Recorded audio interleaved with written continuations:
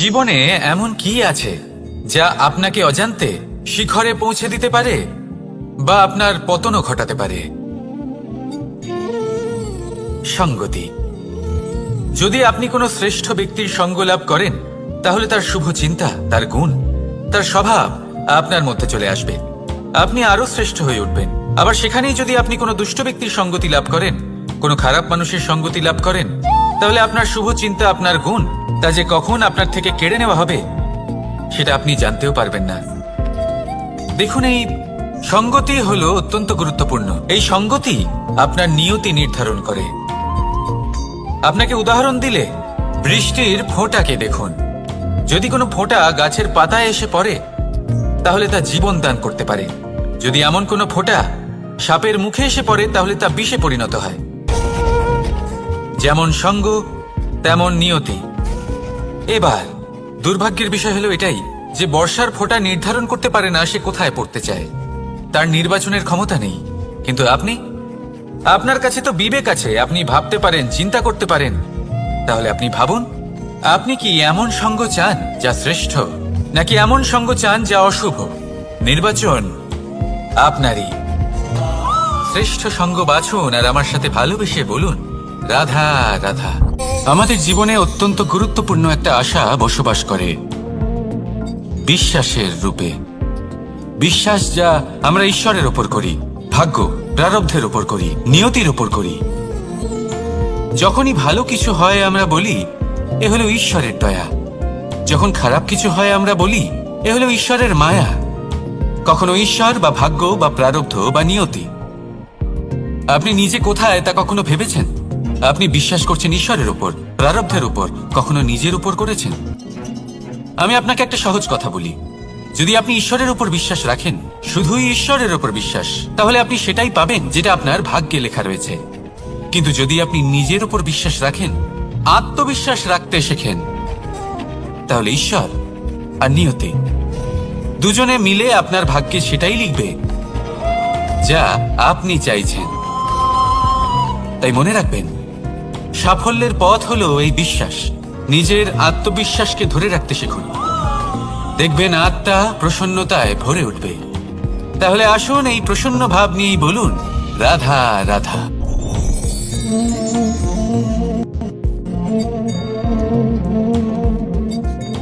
মুক্ত।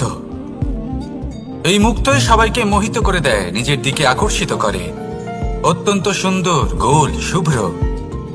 মুক্ত দ্বারা নির্মিত আভূষণ, তা হয়তো সে মুকুটই হোক বা কোনো স্ত্রীর অলংকার, তাকে আরো সুন্দর করে তোলে, তাকে আরো সুন্দর দেখতে লাগে। এবার এই মুক্তকে এত সুন্দর দেখার জন্য কত কষ্ট সহ্য করতে হয় তা কি কখনো আপনি ভেবেছেন? এই মুক্ত ঝিনুক থেকে বের করা হয়। ঝিনুক যা কিনা সমুদ্রের তলদেশে থাকে।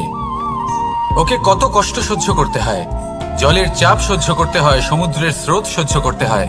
এই ঝিনুককে এত কষ্ট সহ্য করতে হয়, এই মুক্তকে এত কষ্ট সহ্য করতে হয়, তারপরে এর রূপ এত সুন্দর হয়।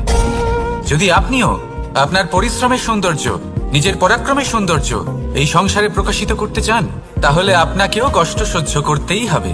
তাই জীবনে যখনই সংকট আসবে, বিপদ আসবে, সমস্যা আসবে, তখন একে সুযোগ হিসেবে গ্রহণ করুন। কারণ এই বিপদের সাথেই লড়াই করে আপনি মুক্তর মতোই পরিশুদ্ধ হয়ে উঠবেন। তাহলে আসুন আর আমার সাথে ভালোবেসে বলুন, রাধা রাধা।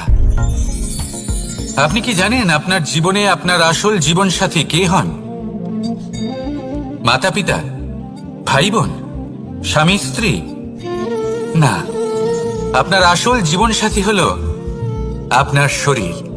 সেই শরীর যার দিকে আপনি কখনো নজরই দেন না, ঠিক কিনা?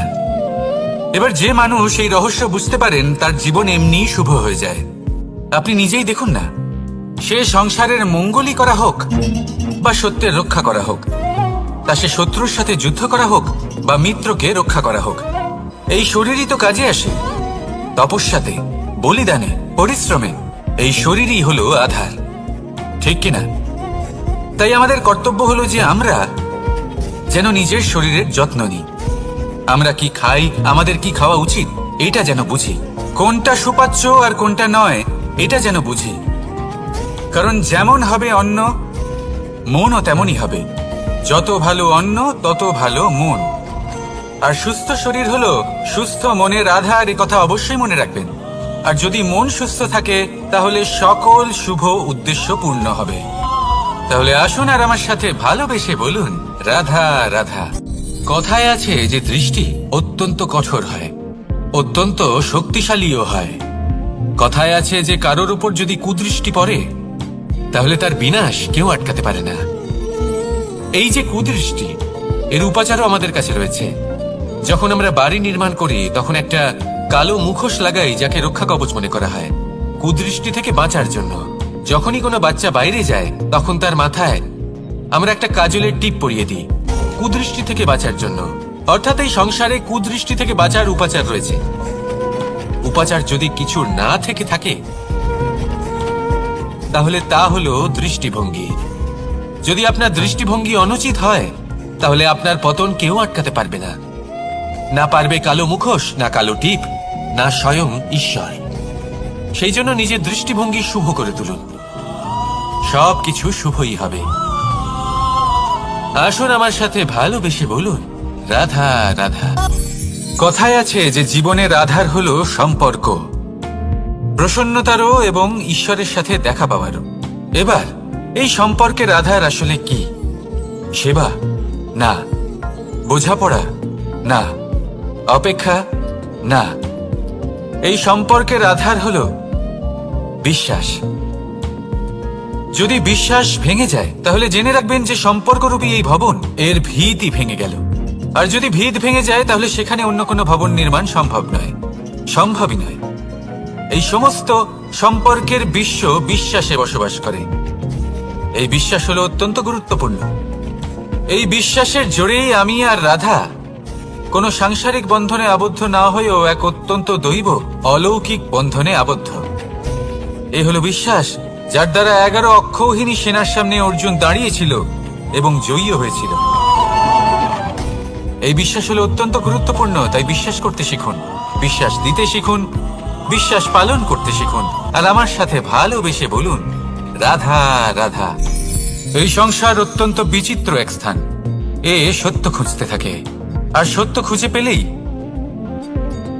তা প্রমাণ করতে চায়। সে চায় তার প্রমাণ পেতে, সাক্ষী পেতে চায়। সেক্ষেত্রে আমাকে বলুন যে সত্য কি করতে পারে? সেই ব্যক্তি যে সত্যকে ধরে আছে সে কি করবে? কিছুই নয়, কিছু করার প্রয়োজনই নেই, শুধু তাতে টিকে থাকতে হবে। সেই হিমালয়ের মতো যা আজ পর্যন্ত টিকে রয়েছে। যদি আপনি সত্যবাদী হন তাহলে আপনার কিচ্ছু প্রমাণ করার কোনো প্রয়োজন নেই। যদি প্রয়োজন থাকে তাহলে সত্যের সাথে টিকে থাকার। এই সময় নিজে সাক্ষী হবে, নিজে প্রমাণ দেবে। এই নিয়তি স্বয়ং প্রমাণিত করবে যে আপনি সত্যবাদী ছিলেন, আপনি সত্যের পথে ছিলেন। তাহলে আসুন আর আমার সাথে ভালোবেসে বলুন, রাধা রাধা। ঈশ্বর আমাদের হাত প্রদান করেছেন, হাত যা জড়ো করা হয় প্রণাম করার জন্য, ঊর্ধ্বগামী হয় প্রার্থনার জন্য। এই হাত যার দ্বারা আমরা খাবার খাই, ফসল উৎপাদন করি। কিন্তু এই হাতের দ্বারা সব থেকে শ্রেষ্ঠ কাজ কি হতে পারে? সেবা। আগে হ্যাঁ, সেই হাত যা সামনে এগিয়ে আসে সেবা করার জন্য, যে সেবা করে তাদের যারা দুঃখে থাকেন, নিরাশ হয়ে থাকেন, যারা সেবা করেন তাদের যারা কিনা দরিদ্র। সেই হাত হলো সব থেকে অধিক মহান। ঈশ্বরকে দীনবন্ধু বলা হয়ে থাকে, কারণ যারা দুঃখী হন, নিরাশ হন, দরিদ্র হন, ঈশ্বর তাদের সাহায্য করেন, তাদের সহায়ক হন, তাদের মধ্যে ঈশ্বর বাস করেন। তাই আপনারা যদি এটাই করেন, যারা দুঃখে আছেন, নিরাশ হয়ে আছেন, যাদের সাহায্যের প্রয়োজন রয়েছে, যদি আপনি তাদের সাহায্য করেন তাহলে আপনি এমন এক চৈতন্য লাভ করবেন যে আপনি তৃপ্ত হয়ে উঠবেন। তাহলে সবার সেবা করুন আর আমার সাথে ভালোবেসে বলুন, রাধা রাধা। ভয়। জীবনে আমরা কোন কোন বিষয়ে ভয় পাই? কোনো মানুষকে হারানোর ভয়, কোনো মানুষ, কোনো সম্পর্ককে হারানোর ভয়, অর্থহানির ভয়, সময়হানির ভয়। এবার বিষয়টা হলো, এই ভয় কখনো আমাদের কোনো লাভ করে না। এটা সবসময় আমাদের পিছনে ঠেলে আর নিচু স্তরে নামিয়ে দেয়, কখনোই আমাদের উত্থানের কারণ হয় না। তাই জীবনে যদি কোনো ভয়ের কারণ থাকতেই হয়, তা শুধুই এটা যে মানুষের কথা ভাবতে ভাবতে, সম্পর্কগুলিকে হারানোর ভয়, মানুষকে হারানোর ভয়, সবার মন রাখতে রাখতে আপনি যেন নিজেকে, নিজের ভাবনা চিন্তাকে না হারিয়ে ফেলেন। যদি এরকম হয়, যদি সকলের মন রাখতে রাখতে আপনি নিজেই নিজেকে হারিয়ে ফেলেন, নিজের ভাবনা, নিজের লক্ষ্য, নিজের মন্তব্যকে হারিয়ে ফেলেন, তাহলে সংসারে যতই যাই হয়ে যাক না কেন, প্রসন্নতা লাভ করবেন না। তাই রক্ষা তাকেই করুন যে আপনাকে রক্ষা করে, আপনার মানসিকতা, আপনার ব্যক্তিত্ব, আপনার লক্ষ্যকে রক্ষা করে। আর যদি কোনো বিষয় ভীত হতে হয়, তবে আপনি যেন নিজের উদ্দেশ্যের থেকে দূরে না চলে যান। তাহলে আসুন আর আমার সাথে ভালোবেসে বলুন, রাধা রাধা। সময় একটু একটু করে কেটে যায়, একটু একটু করে নিকটে আসে। খুব অদ্ভুত ব্যাপার। এই সময় প্রতিকূল হলেও একটু একটু করে কেটে যায়। এই সময় যদি ভালো হয়, তাহলে একটু একটু করে নিকটে আসে। অনুচিত তখনই হয় যখন আমরা নিজেদের অসফলতার জন্য সময়কে দোষ দিই, কিন্তু আসলে তেমনটা হয় না। আপনার পরিশ্রম আর প্রয়াস দ্বারাই আপনি সাফল্য লাভ করবেন, সময়ের দ্বারা নয়। যদি এই সাফল্য একটা সুন্দর ভবন হয়, তাহলে সময় হলো তার দেওয়ালের রং, যা সময়ের সাথে বদলাবে, সময়ের সাথে ফিকেও হয়ে যাবে। কিন্তু সাফল্যের এই ভবন আপনাকেই নির্মাণ করতে হবে, আপনার পরিশ্রমের ইট দ্বারা এবং প্রয়াসের চুনসুরকি দ্বারা। তাই পরিশ্রম আর প্রয়াস করতে থাকুন, সাফল্য আপনি অবশ্যই পাবেন। সময় যদি আজ ভালো না হয়, তাহলে কাল অবশ্যই হবে। প্রয়াস করতে থাকুন আর আমার সাথে ভালোবেসে বলুন, রাধা রাধা। এ হলো গোলাপ ফুল। একে আমরা সকলেই চিনি। সমগ্র সংসার ভালোবাসে এই পুষ্পকে। এই ফুল দেখতেও সুন্দর। সবথেকে বেশি গুরুত্বপূর্ণ কথা হলো এর সুগন্ধ, যা দূর দূরান্ত থেকে ব্যক্তিদেরকে আকৃষ্ট করে। এই সুন্দর পুষ্প একটু মন দিয়ে দেখলেই দেখা যায় এর নিচে কাঁটা রয়েছে। এই সংসার বলে, এ প্রকৃতির কেমন রচনা, এত কোমল পুষ্প, এটা কি তীক্ষ্ণ কাঁটা সহ প্রস্ফুটিত হয়? এটাই হলো জীবনের সত্য। আমাদের অন্তরের সদ্গুণ, সেগুলিও এই ফুলের মতোই সুন্দর। সংসার এর সৌন্দর্য দেখতে পায়, এর সুগন্ধ চতুর্দিকে ছড়িয়ে পড়ে। কিন্তু এই সদ্গুণ জাগ্রত করে তোলার জন্য কঠোর পরিশ্রম করতে হয়, প্রতিনিয়ত চেষ্টা করে যেতে হয়। তাই জন্য যদি আপনি জানেন আপনার পথ উচিত, কিন্তু তা কাঁটায় পরিপূর্ণ, তাহলে থামবেন না, চলতে থাকুন। একবার যদি অন্তরের সদ্গুণ জাগ্রত হয়, তাহলে এই সংসার এর সৌন্দর্য দেখবে আর সুগন্ধে আকর্ষিত হয়ে আপনার কাছে আসবে। এই মন, এই জীবন প্রসন্ন হয়ে বলবে, রাধা রাধা।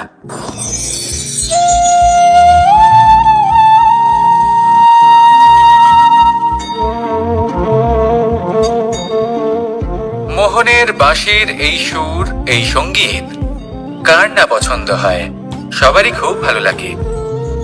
এবার এই সুর আসে কোথা থেকে? কেউ বলবেন কৃষ্ণের হৃদয় থেকে। সত্য কথা, এই সুর হৃদয় থেকে নির্গত হয় এবং প্রকট হয় এই বাঁশি থেকে। এই বাঁশিটাকে দেখুন, এই ছিদ্রগুলি দেখুন, প্রত্যেকটা সুর থেকে নিজস্ব একটা স্বর নির্গত হয়। এবার যে ব্যক্তি এই সমস্ত সুর এবং স্বর বুঝতে পারেন, এতে নিপুণ, তিনি এই বাঁশির দ্বারা যে সুর নির্গত করবেন, তা তো মধুর অবশ্যই হবে। এবার জীবনের সাথেও কিছুটা এরকমই ঘটে। জীবনের কিছু নীতি থাকে, অর্থ, কুটুম্ব এবং আধ্যাত্মিক। যদি জীবনের প্রত্যেকটা মুহূর্ত সুখময় হয় এরকম আপনি চান, তাহলে এই তিনটি নীতিতে আপনাকে নিপুণ হতে হবে। কোনো একটি বিশেষ নীতির প্রতি যদি আপনি বেশি ঝুঁকে পড়েন, তাহলে বাকি দুই নীতি থেকে যা সুখ লাভ করা সম্ভব তা পারবেন না। ধন অর্জন করতে হবে পরিবারের জন্য, পরিবারের সুখ মনের শান্তির জন্য, মনে শান্তির প্রয়োজন মনের শুদ্ধতার জন্য। যখন এই মন শুদ্ধ হবে, জীবন শুদ্ধ হবে, পবিত্র হবে, সুন্দর হবে এবং ভালোবেসে বলবে, রাধা রাধা। যত শক্তিশালী এই মন, তত শক্তিশালী এই শরীরও। এই যে আমাদের শরীর, এটা আসলে কি? এ হলো একটা রথের মতো, আর একটা রথ ততক্ষণ চলতে পারবে না যতক্ষণ না তাকে কোনো সারথি চালাবে। এই মন হলো শরীরের সারথি। এবার ভাবুন, যদি এই সারথি শক্তিহীন হয়, দুর্বল হয়, তাহলে এই রথের কি হবে? এটা উচিত পথে চলতে পারবে না, উচিত গতিতে চলতে পারবে না, মন মতো স্থানে এটা পৌঁছতেও পারবে না। সেই জন্য মনের শক্তি অত্যন্ত প্রয়োজনীয়। এবার মনের শক্তি আমরা কোথা থেকে লাভ করি? দৃঢ়তার শক্তি থেকে। এবার এই শক্তি আমরা কিভাবে বাড়াতে পারি? আমরা প্রতিদিন কিছু নতুন স্থির করি, কিছু ছোট কিছু বড়, আর যেই আমরা নতুন কিছু পূর্ণ করি আমাদের মনের শক্তি বেড়ে যায়। আর যদি পূর্ণ না করতে পারি মনের শক্তি কমে যায়। একটা দেওয়ালের মতো ছোট ছোট ছোট ছোট শিলা আমরা একটার পর একটা স্থাপন করে একটা দেওয়াল তৈরি করি। এতগুলো পাথর যখন একত্রিত হয়ে যায় তখন এমন এক দেওয়াল তৈরি হয় যাকে ভাঙা প্রায় অসম্ভব হয়ে দাঁড়ায়। সেরকমই হয় মন এবং দৃঢ়তা। ছোট ছোট কাজ করে নিজের লক্ষ্য পূর্ণ করুন। এই লক্ষ্য যদি পূর্ণ হয় তবে মনের শক্তি বাড়বে। কিছুটা এইভাবে যে যত বড়ই বিপদ আসুক না কেন সেই বিপদ নিজে হার মেনে নেবে, কিন্তু আপনার মন ততটাই শক্তিশালী থাকবে। তাই মনের শক্তি বাড়াতে থাকুন যাতে আপনি উচিত পথে চলতে পারেন, উচিত গতিতে চলেন আর মনোবাঞ্ছিত স্থানে পৌঁছতে পারেন। তবেই এই মন প্রসন্ন হয়ে বলবে, রাধা রাধা। বিজয় লাভের জন্য মানুষ কি না করে থাকে, যে কোনো সম্ভাব্য প্রচেষ্টা করে, কিন্তু নিজের বিজয় লাভের জন্য বাজিতে যা ইচ্ছে তাই রেখে দেওয়া কি উচিত কাজ? কখনোই নয়। নিজের হারানো সম্মান, নিজের হারানো সম্পত্তি, নিজের হারানো অধিকার ফিরে পাওয়ার শুধু একটাই পথ রয়েছে, আর তা হলো পুরুষার্থ, দুতক্রিয়া নয়। যে মানুষ নিজেই হেরে গেছে, নিজেই নিজের জয়লাভ করার জন্য অন্য কাউকে কিভাবে বাজিতে রাখতে পারে? এ হলো সম্পূর্ণরূপে অনুচিত। অনেক সময় অনেক ধন লাভ করার জন্য, অনেক সম্পত্তি লাভ করার জন্য আমরা নিজের আসল ধন, আমাদের আপনজন, তাদেরকে হারিয়ে ফেলতেও প্রস্তুত হয়ে যাই। এটা একেবারেই উচিত নয়। যত বড়ই সংকট আসুক না কেন আমাদের আপনজনদের আমাদের সাথেই রাখা উচিত। নিজের বিজয়ের জন্য ওনাদের বাজি রাখা ঠিক নয়। এই ভুল কেউ একজন করেছেন, আপনি তা ভুলেও করবেন না। রাধা রাধা। নারী জন্মসূত্রে কারোর কন্যা, ধর্মসূত্রে কারোর পত্নী, আর কর্মসূত্রে কারোর মা। আমাদের মনে এই ছবি আঁকা রয়েছে একজন নারীকে নিয়ে, তাই না? একটা অতুলনীয় ভূমিকা রয়েছে নারীদের আমাদের জীবনে, আর নারী ছাড়া আমরা কিছুই নই। কিন্তু অধিকার, সেখানে আমরা একটা ভুল করে বসি। যখন নারী একজন কন্যা থাকে, যখন সে জন্ম নেয়, তখন তার ওপর অধিকার থাকে তার পিতার। আর তারপর যখন বিয়ে হয়ে যায় তখন তার অস্তিত্বের উপর অধিকার থাকে তার স্বামীর। আর যখন তিনি মা হন তখন নিজেই তিনি জীবনের সমস্ত অধিকার দিয়ে দেন তার সন্তানকে। কিন্তু আমরা কি কখনো এটা ভেবেছি এই জীবন হলো তার নিজের? যে নারী সবার কল্যাণ করছেন তার জীবনের অধিকারও তার কাছেই থাকা উচিত, তাই না? তার নিজের জীবনের সিদ্ধান্ত সে নিজেই নিতে পারেন, নিজেই নিজের ভাগ্যের রচয়িতা হতে পারেন। আর এর জন্য আমাদের নিজেদের পাল্টাতে হবে, দৃষ্টিভঙ্গি পাল্টাতে হবে।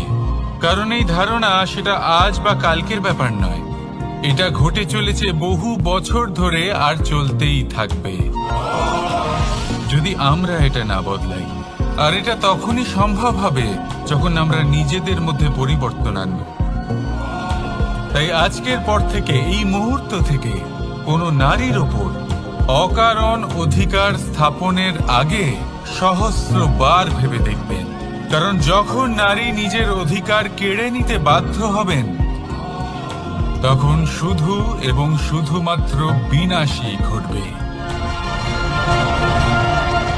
রাধা রাধা।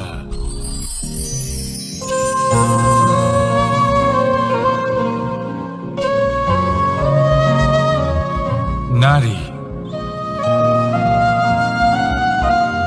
পুরুষরা যাকে নাম দিয়েছেন ত্রিয়া,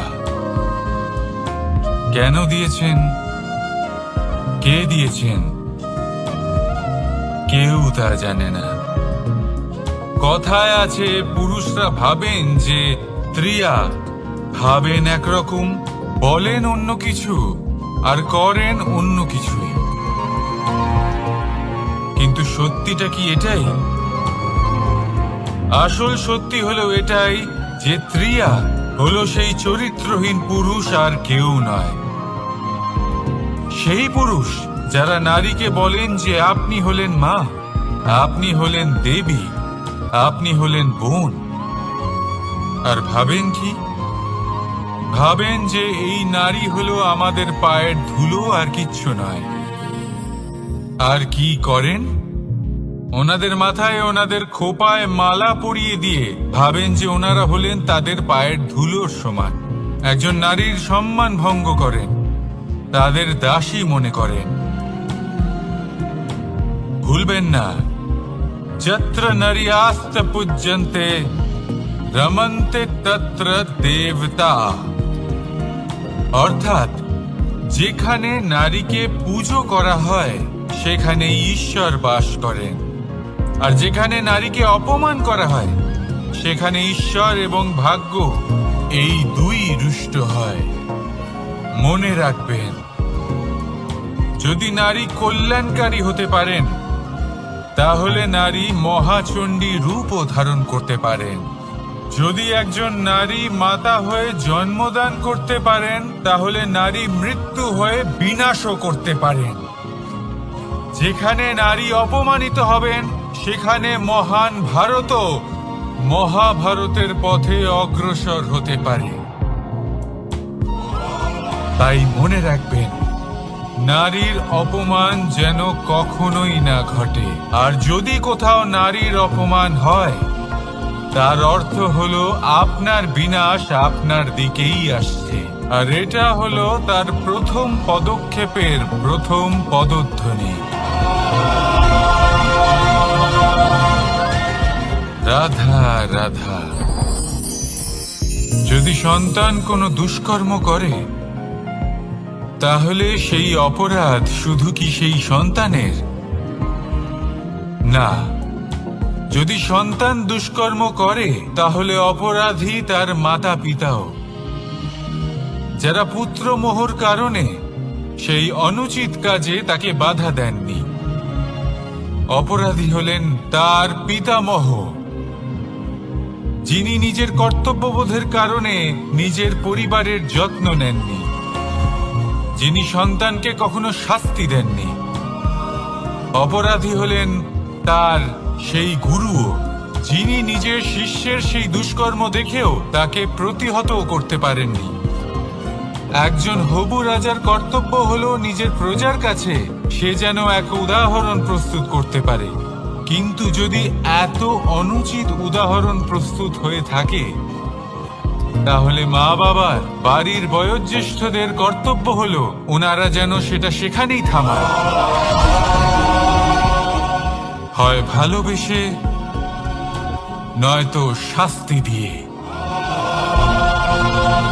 যদি না থামানো হয়, তাহলে মহাভারত অবশ্যম্ভাবী। অনেক ব্যক্তির মনে একটা প্রশ্ন জাগে আমাকে আর রাধাকে নিয়ে। বলেন যে না আমি আর রাধা একসাথে থাকি, না আমাদের বিয়ে হয়েছে। আমি এখানে দ্বারকাতে, ও ওখানে বর্ষনাতে। তাও এত ভালোবাসা কি করে? এ কেমন সম্পর্ক? আমি তাদের একটা সহজ কথা বলতে চাই। আপনি কখনো আয়নার দিকে দেখেছেন? নিজের দুই চোখের দিকে তাকিয়ে জিজ্ঞাসা করুন, এই দুই চোখ একসাথে কেন বন্ধ হয়, একসাথে কেন খোলে, একসাথে কেন ঘুমোয়, একসাথে কেন কাঁদে?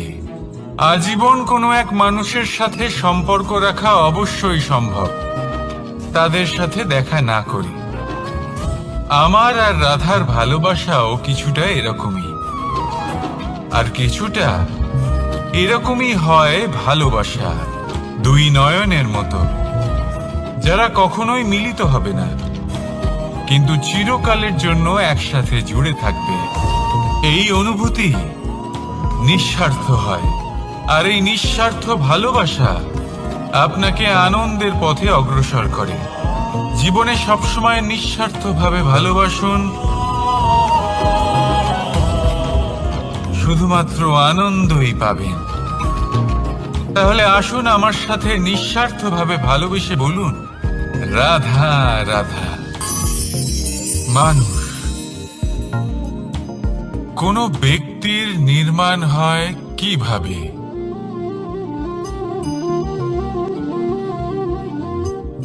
কেউ বলবেন পঞ্চতত্ত্বের দ্বারা, কেউ বলবেন আত্মা, দেহ ও চেতনার দ্বারা, কেউ বলবেন ঈশ্বরের কৃপার দ্বারা, তো কেউ বলবেন এই প্রকৃতির পরীক্ষার দ্বারা। না, মানুষের নির্মাণ হয়ে থাকে বিশ্বাস দ্বারা। ব্যক্তি তখনই গড়ে ওঠেন যখন ব্যক্তিত্ব থাকে, ঠিক কিনা? আর ব্যক্তিত্ব তখনই হবে, আর সেরকমই হবে যেরকম বিশ্বাস আপনি নিজের উপরে রাখবেন। যদি আপনি মনে করেন আপনি বিষের ন্যায় হবেন, তাহলে আপনি বিষাক্তই হবেন। যদি আপনি এটা মনে করেন যে আপনি অমৃতের ন্যায় হবেন, তাহলে আপনি অমরই হয়ে যাবেন। যদি আপনি নিজের উপরে বিশ্বাস রাখেন যে আপনি সংসারের সব থেকে উঁচু পর্বতের শিখরে পৌঁছতে পারবেন, তাহলে আপনি অবশ্যই পৌঁছবেন। যদি আপনার এরকম মনে হয় যে আপনি এরকম কখনো করতে পারবেন না, তাহলে এরকম কখনোই হবে না। ভেবে দেখবেন, বিশ্বাসের মধ্যেই বিশ্ব বাস করে থাকে, তো আপনার অস্তিত্ব কেন করবে না? যেমন বিশ্বাস আপনি নিজের উপরে রাখবেন, তেমনই আপনি হয়ে উঠবেন। সেই জন্য নিজের উপরে বিশ্বাস রাখুন, আর হ্যাঁ, ভালোবেসে বলুন, রাধা রাধা। শত্রুতা, একজন মানুষ অন্য মানুষের সাথে শত্রুতা করে বসেন, দুজন ঘনিষ্ঠ বন্ধু। এমনও এক সময় আসতে পারে যখন এনারা একে অপরের শত্রু হয়ে ওঠেন। এর অনেকগুলো কারণ হতে পারে, কিন্তু মূল কারণ হলো আলোচনা। আগে হ্যাঁ, আপনি যদি কারোর বিষয়ে আলোচনা করেন, তাহলে সে আপনার শত্রু হয়ে যেতে পারে। এবার মনে একটা প্রশ্ন আসতে পারে যে এটা কিভাবে সম্ভব হতে পারে? আলোচনা, এটা তো অত্যন্ত জরুরি। যদি আমি নিজের বন্ধুর খারাপ কাজের বিষয়ে আলোচনাই না করি, তাহলে সে শুধরবে কি করে? একথা সত্যি যে আলোচনা আবশ্যক, কিন্তু তার থেকেও বেশি গুরুত্বপূর্ণ এবং আবশ্যক হলো আপনার এই সিদ্ধান্ত। সিদ্ধান্ত এটাই যে আপনার এই আলোচনা কোন স্থানে করবেন। যদি এটা সবার সামনে করবেন ভাবেন, তাহলে তা অপমানও হয়ে যেতে পারে। যদি এটা আলাদাভাবে করেন, তাহলে তা পরামর্শ হয়ে যায়। অপমান কেউ স্বীকার করতে পারেন না, কিন্তু পরামর্শ সকলের ভালো লাগে। তাহলে যদি আপন কারোর জন্য ভালো কিছু চান, কাউকে শুধরে দিতে চান, আর আপনার মনে হয় আলোচনা আবশ্যক, তাহলে সর্বপ্রথম সময়, পরিস্থিতি আর স্থানের কথা মনে রাখবেন, নয়তো এই আলোচনা আপনাকে খুব ভোগাতে পারে। তাহলে আসুন আমার সাথে ভালোবেসে বলুন, রাধা রাধা। আপনার জীবনেও কি সমস্যা রয়েছে? অবশ্যই থাকবে। প্রত্যেকের জীবনেই সমস্যা থাকে। প্রত্যেক মানুষ জিজ্ঞাসাও করেন যে এই সমস্যা আসলে কি আর কেন আসে জীবনে। আপনাকে একটা কথা বলে দিই যে সমস্যা আসলে সেটা নয় যে আপনার পথে বাধা সৃষ্টি করে, বরং সমস্যা হলো সেটাই যেটা আপনি তখন দেখতে পান যখন আপনার একাগ্রতা আপনার পথ থেকে, আপনার লক্ষ্য থেকে সরে যেতে থাকে। আর এই সমস্যাগুলি দূর করার জন্য, এর সমাধান করার জন্য একটাই পথ আছে, নিজের সমস্ত ভাবনা আরো একবার একাগ্র করুন নিজের পথের দিকে, নিজের লক্ষ্যের দিকে। আপনার সমস্ত ভাবনা যদি কেন্দ্রীভূত হয় নিজের লক্ষ্যে, তাহলে এই সমস্যা দূরে থাকবে। যদি এরকম না হয়, যদি আপনার মন একটু অন্যদিকে চলে যায়, তাহলে এই সমস্ত সমস্যা আবার সামনে চলে আসে আর বাড়তেও থাকে। দেখুন, যেখানে আপনার লক্ষ্য রয়েছে, বান যদি সেখানেই চালাতে হয়, তাহলে দৃষ্টি তো সেদিকেই রাখতে হবে। তবেই তো আপনি সেই লক্ষ্য ভেদ করতে পারবেন। সেই জন্য মনে রাখবেন, সর্বদা লক্ষ্য রাখবেন নিজের পথে, সেই পথেই সামনে এগোতে থাকুন নিজের লক্ষ্যের দিকে। আপনি যত সামনে এগোতে থাকবেন, এই সমস্যা তত পিছিয়ে যাবে।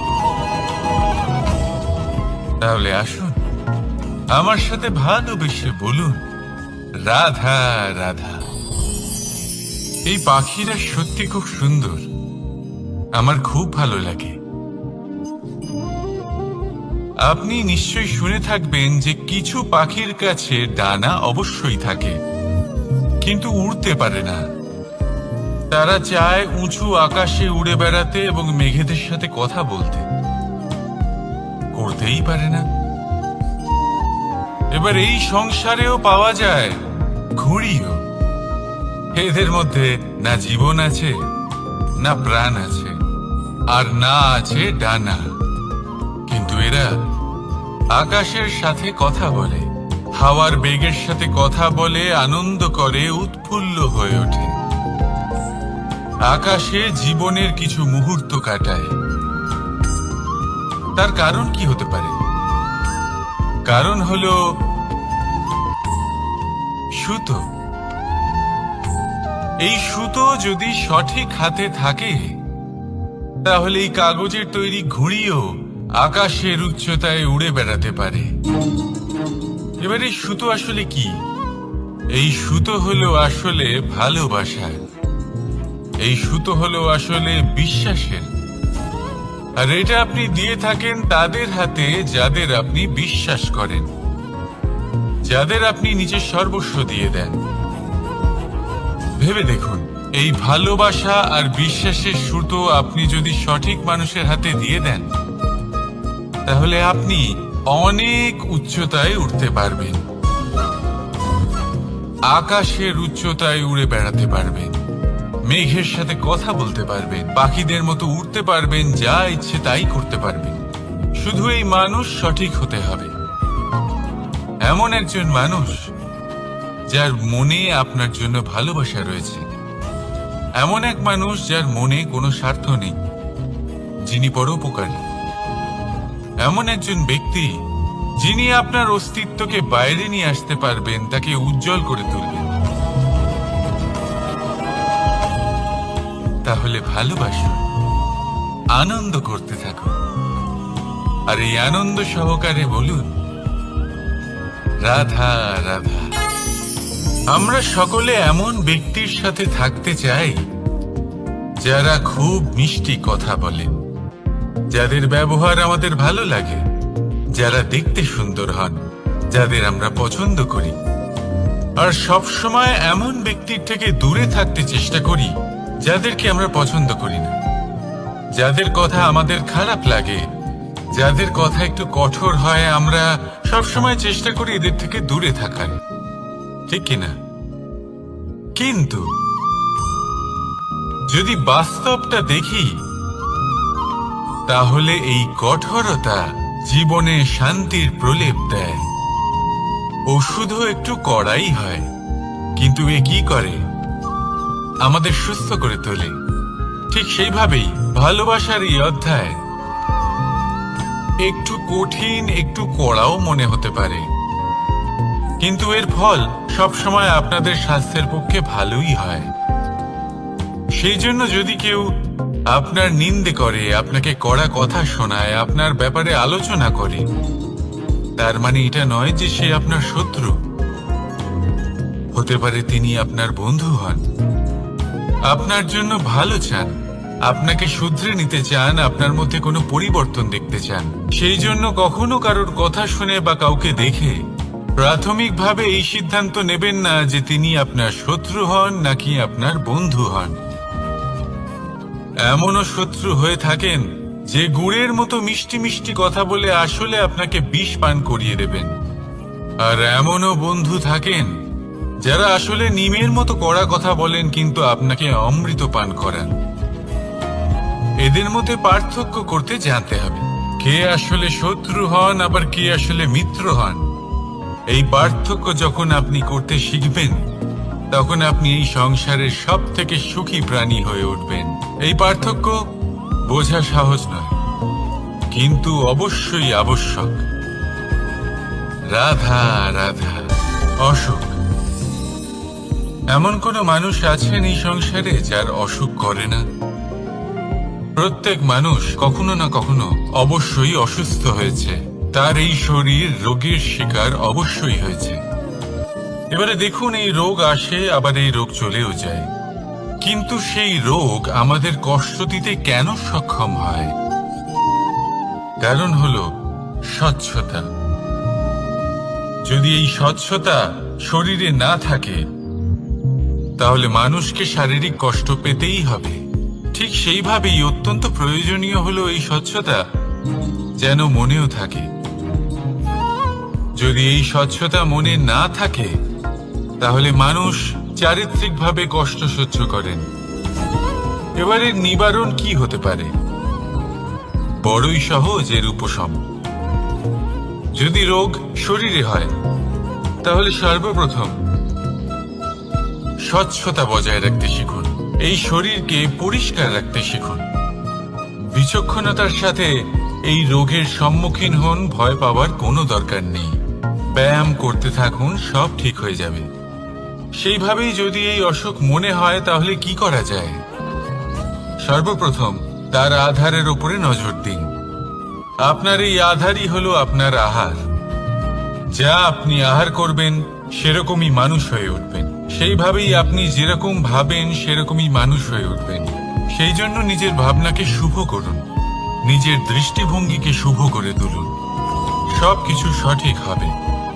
আপনার আমার সবার মধ্যেই এক রাক্ষস বাস করে, তার সম্মুখীন হন, তাকে পরাস্ত করুন। তাহলে এই রোগ সে শরীরেই হোক বা মনের মধ্যে, যদি সঠিক সময় তাকে আটকানো না যায়, তাহলে যে কোনো সময় তা মহামারীর রূপ ধারণ করবে। সাবধানে থাকুন, সুস্থ থাকুন। তাহলে আসুন, আমার সাথে ভালোবেসে বলুন রাধা রাধা। বাজ পাখিকে পক্ষীরাজ বলা হয়। বাজের আয়ু হলো মোটামুটি 70 বছর।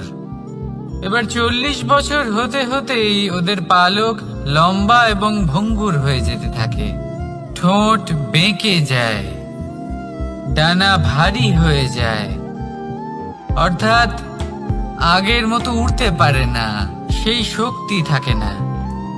এবার সেই বাজ কি করবে? বাজ সব থেকে কঠিন নির্বাচন করে, নির্বাচন নিজের পুনর্স্থাপনার। সর্বপ্রথম একটা বিশাল পর্বতে যায়, একান্তে নিজের এক বাসস্থান তৈরি করে, আর তারপরে পাথরের সাথে নিজের ঠোঁট বারবার আঘাত করতে করতে সেই ঠোঁট ভেঙে ফেলে। তারপরে সে অপেক্ষা করে সেই ঠোঁট পুনর্নির্মাণ হওয়ার। তারপর সেটাই করে নিজের পালকের সাথে। তারপরে নিজের ডানা থেকে এক এক করে ভারী পালকগুলো ছিঁড়ে ফেলে দেয়। আর তারপর 150 দিনের এই যন্ত্রণা সহ্য করার পরে ও ফিরে পায় নিজের উড়বার অনন্য ক্ষমতা, সেই শক্তি। আর তারপরে ও জীবনের পরবর্তী 30 বছর বাঁচে। কি বুঝলেন আপনি? যদি ইচ্ছে শক্তি থাকে তাহলে একজন দুর্বলও শক্তিশালী হতে পারে। আপনিও এটাই করুন। নিজের অতীতের যন্ত্রণার বোঝাগুলিকে ত্যাগ করুন আর কল্পনার খোলা আকাশে উন্মুক্ত হয়ে উড়ে বেড়ান। নিজের পুনর্স্থাপনা করুন, তবেই সর্বশ্রেষ্ঠ হতে পারবেন। আর মনে রাখবেন, এই ছোট ছোট পদক্ষেপই বড় বড় শিখরে পৌঁছে দিতে পারে। তাহলে আসুন আর আমার সাথে ভালোবেসে বলুন, রাধা রাধা।